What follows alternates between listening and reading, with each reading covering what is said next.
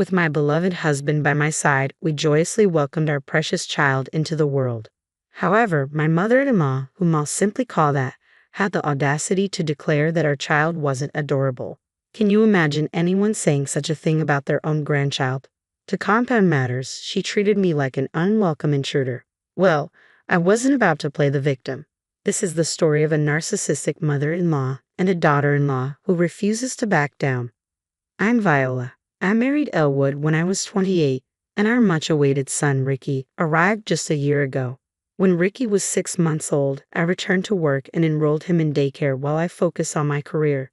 Some might criticize leaving such a young baby in daycare, but there were financial realities to consider. Elwood's job was struggling, and his income had dwindled since we married. In fact, I now earn twice as much as he does. With a newborn, expenses were only mounting. So, I made the decision to return to work early. Fortunately, I've always enjoyed my job, so going back wasn't a hardship for me. However, there was one person who strongly opposed my decision: my husband's mother, my mother-in-law. She had moved in with us 3 months earlier. She didn't seem to approve of me, frequently criticizing not only my parenting but also my daily routines. How could you leave such a young child in daycare? You're not fit to be a mother. Traditionally, women stay home to care for the household. What century do you think we're in? She stubbornly clung to these outdated beliefs.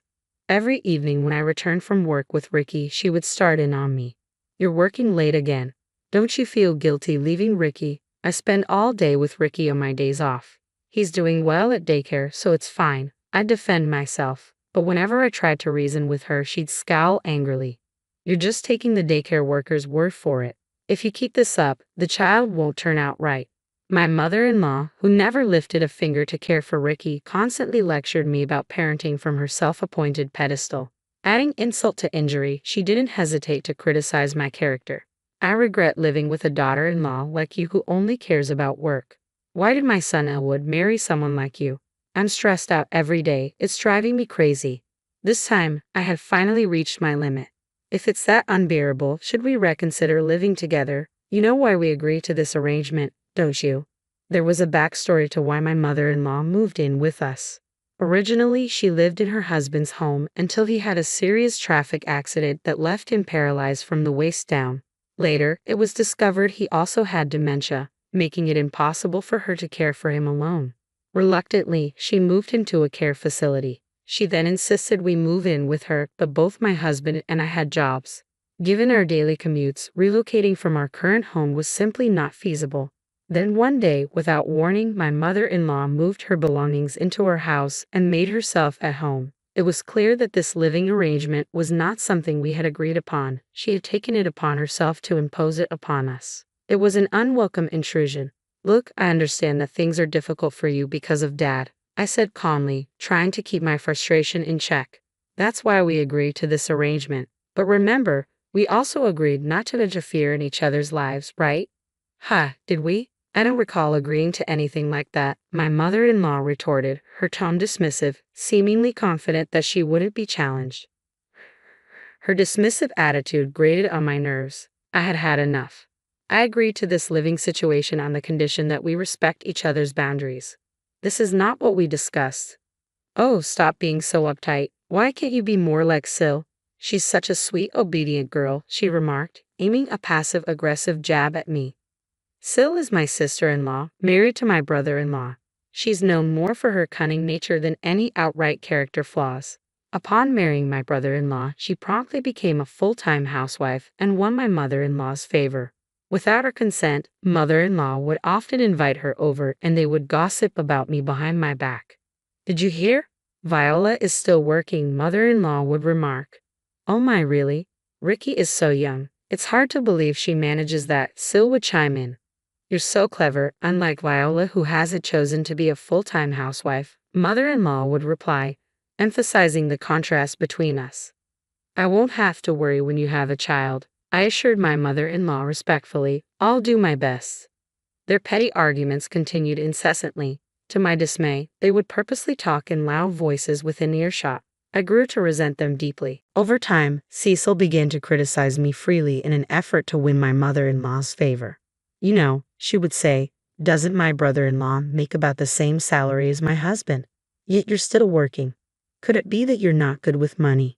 A few years ago, my husband did earn as much as my brother-in-law, but his earnings have since fallen below that level. I had mentioned to them about my husband's company's declining financial situation. Out of pride, it has now become a regular occurrence that whenever Cecil criticizes me, my mother-in-law eagerly joins in. Exactly, she would exclaim. It's unbelievable how she blames others for her financial mismanagement and childcare responsibilities. Sil, promise me you'll never become a wife like her, right? Of course not. I have so much respect for you, ma'am, Cecil would respond. Oh, Cecil, you're such a dear, my mother-in-law would say with evident approval. Their superficial exchange of compliments makes me cringe. I wish they would take it elsewhere. It only adds to my stress. Feeling at my wits' end living with my mother-in-law, I decided to talk to my husband about it. It's about your mother. She keeps inviting Cecil over every day to criticize me. Huh, Mom does that. I usually get home after you, so I had no idea about this, my husband replied, looking puzzled. Yes, she does. She promised not to interfere, but she's constantly complaining about me continuing to work. Cecil joins in, and they both gang up on me. I can't take it anymore. My husband paused for a moment before saying something unexpected. But Cecil seems to get along well with Mom, right? Maybe you should try to find a middle ground with Mom too. Viola, were you even listening to me? She's dismissing everything I am. How can I connect with someone like that? I pressed my husband, frustration evident. He scratched his head in irritation. Don't get so worked up. Just try to act more like Sil for now. I'm sure Mom will warm up to you, he suggested. What does that even mean? You want me to flatter her like Cecil does? I've had enough. I was foolish to ask for your help. I felt utterly isolated. Frustration bubbled up inside me before giving way to anger. The snide remarks from my mother-in-law and sister-in-law continued unabated. The next day, as I started preparing dinner after returning home, I heard, "Are you planning another half-hearted dinner today? I'm tired of your lazy cooking."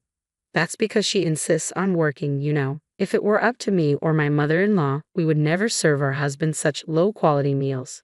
Right, for the record, my mother-in-law's cooking is nothing to brag about. It's overly seasoned and not particularly delicious. As for my sister-in-law, her domestic skills are quite apparent, considering how often she practically lives at our place. Silently seething, I continued with my dinner preparations. When my husband returned home, both my mother-in-law and Cecil suddenly changed their demeanor and stopped criticizing me. This made my husband doubt my words.